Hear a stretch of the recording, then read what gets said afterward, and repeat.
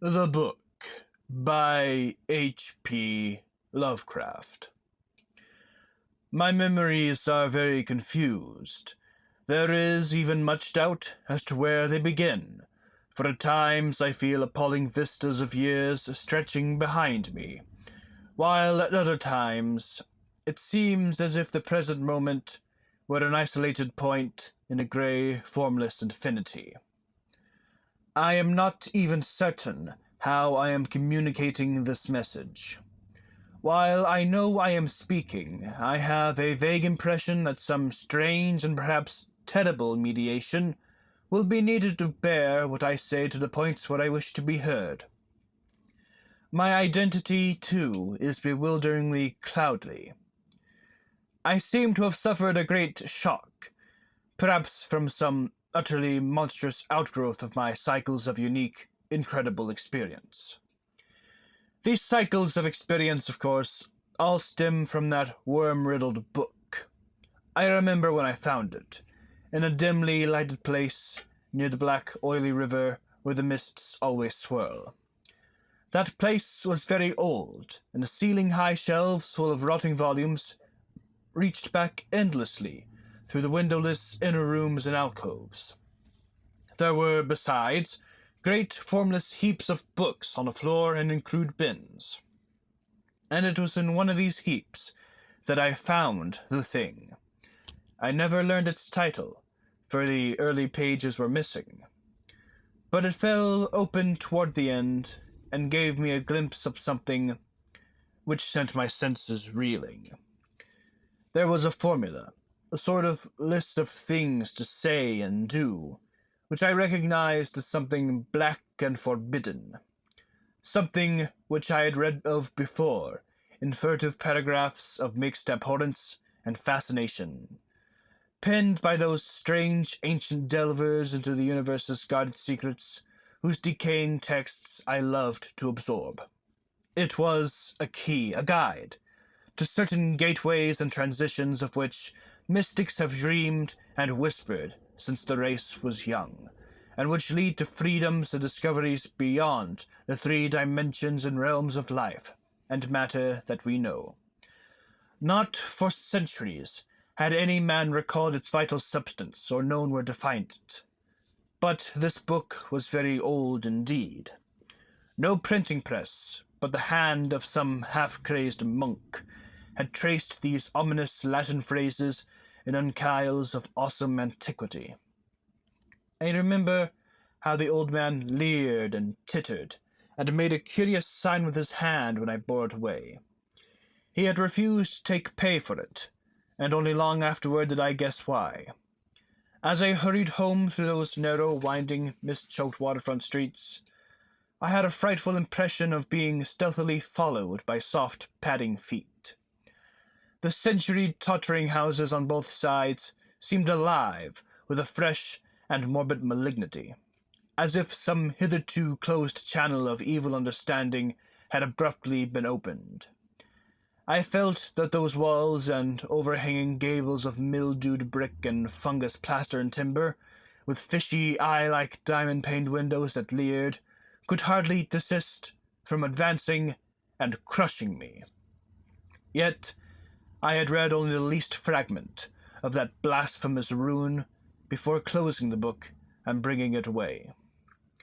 I remember how I read the book at last, white-faced and locked in the attic room that I had long devoted to strange searchings.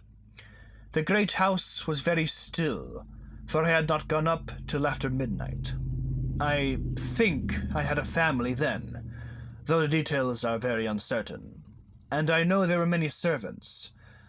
Just what the year was, I cannot say, for since then I have known many ages and dimensions, and have had all my notions of time dissolved and refashioned. It was by the light of candles that I read. I recalled the relentless dripping of the wax, and there were chimes that came every now and then from distant belfries. I seemed to keep track of those chimes with a peculiar intentness, as if I feared to hear some very remote, intruding note among them. Then came the first scratching and fumbling at the dormer window that looked out high above the other roofs of the city. It came as I droned aloud the 9th verse of that primal lay, and I knew amidst my shudders what it meant. For he who passes the gateways always wins a shadow, and never again can he be alone. I had evoked, and the book was indeed all I had suspected. That night, I passed the gateway to a vortex of twisted time and vision, and when morning found me in the attic room, I saw on the walls and shelves and fittings that which I had never seen before. Nor could I ever see the world as I had known it. Mixed with the present scene was always a little of the past and a little of the future, and every once familiar object loomed alien in a new perspective brought by my widened sight. From then on, I walked in a fantastic dream of unknown and half-known shapes, and with each new gateway crossed, the less plainly could I recognize the things of the narrow sphere to which I had so long been bound. What I saw about me none else saw, and I grew doubly silent and aloof, lest I be thought mad. Dogs had a fear of me, for they felt the outside shadow which never left my side. But still I read more, in hidden, forgotten books and scrolls to which my new vision led me, and pushed through fresh gateways of space and being and life patterns towards the core of the unknown cosmos. I remember the night I made the 5 concentric circles of fire on the floor, and stood in the innermost one chanting that monstrous litany the messenger from Tartary had brought. The walls melted away, and I was swept by a black wind through gulfs of fathomless grey with the needle-like pinnacles of unknown mountains miles below me. After a while, there was utter blackness, and then a light of myriad stars forming strange alien constellations. Finally, I saw a green-lit plain far below me, and discerned on it the twisted towers of a city built in no fashion I had ever known or read of or dreamed of. As I floated closer to that city, I saw a great square building of stone in an open space, and felt a hideous fear clutching at me. I screamed and struggled, and after a black blankness was again in my attic room, sprawled flat over the 5 phosphorescent circles on the floor. In that night's wandering, there was no more of strangeness than in many a former night's wandering, but there was more of terror, because I knew I was closer to those outside gulfs and worlds than I had ever been before. Thereafter, I was more cautious with my incantations, for I had no wish to be cut off from my body and from the earth, in unknown abysses whence I could never return.